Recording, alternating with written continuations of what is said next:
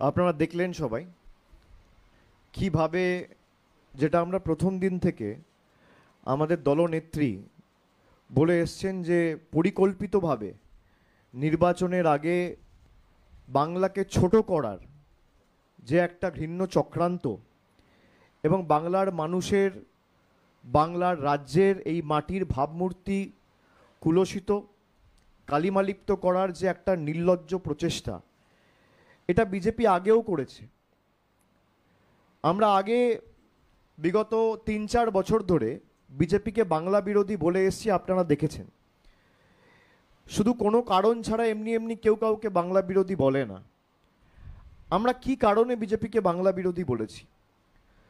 2019 সালে আমরা দেখেছিলাম কলকাতা এবং দক্ষিণ ২৪ পরগনা জেলার নির্বাচনের আগে তদানীন্তন বিজেপির সর্বভারতীয় সভাপতি অমিত শাহর নেতৃত্বে বিজেপির গুন্ডা বাহিনীরা ঈশ্বরচন্দ্র বিদ্যাসাগরের আবক্ষ মূর্তি ভেঙেছিল, তাণ্ডব চালিয়েছিল কলকাতার রাজপথে। তারপরে বাংলার একে একে প্রত্যেকটা মনীষীকে প্রায় কখনো না কখনো কোনো না কোনো বিজেপির নেতা অপমান করেছেন, তাদেরকে ইতিহাস বিকৃত করে বাংলার সংস্কৃতি যারা জানে না তাদেরকে কুলসিত করেছেন। স্বামী বিবেকানন্দকে বলেছেন অজ্ঞ বামপন্থী প্রোডাক্ট, রবীন্দ্রনাথ ঠাকুরের জন্মস্থান জানে না, অমর্ত্য সেনের মতো লোকেদের, নোবেল পুরস্কার প্রাপ্ত অর্থনীতিবিদ, তাকে উচ্ছেদের নোটিশ দিয়েছে। বাংলার প্রায় 59 লক্ষ গরিব শ্রমিকের টাকা আটকেছে, প্রায় 4 বছর ধরে আবাসের টাকা আটকে রেখেছে। বাংলা থেকে 4,65,000 কোটি টাকা তুলে নিয়ে গিয়ে 1,65,000 কোটি টাকা বকেয়া পাওনা আজ আটকে রেখেছে।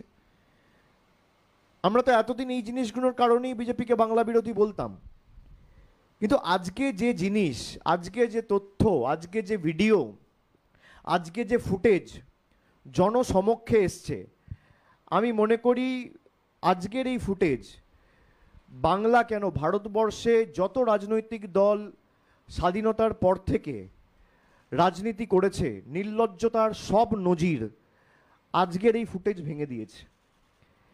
এবং যেভাবে এখানে পরিষ্কার দেখছেন, যে ভদ্রলোককে আপনারা ভিডিওতে দেখছেন, ইনি সন্দেশখালী 2 নম্বর মণ্ডল সভাপতি। ইনি কোনো রামশ্যাম যদুমধু নয়, ইনি দলের মণ্ডলের সভাপতি। আমাদের যেমন ব্লক হয়, বিজেপির ব্লককে বলে মণ্ডল, সেই মণ্ডলের প্রধান পতাকা বাহক, প্রধান দলীয় পদাধিকারী, তার নাম হচ্ছে গঙ্গাধর কয়াল, যাকে আপনারা এই ভিডিওতে দেখছেন, সন্দেশখালী 2 নম্বর ব্লকের সভাপতি। এবং 1 নম্বর ব্লকের যে সভাপতি, অর্থাৎ 1 নম্বর মণ্ডলের যে সভাপতি, সেই শান্তই দলুইও রয়েছে ভিডিওতে।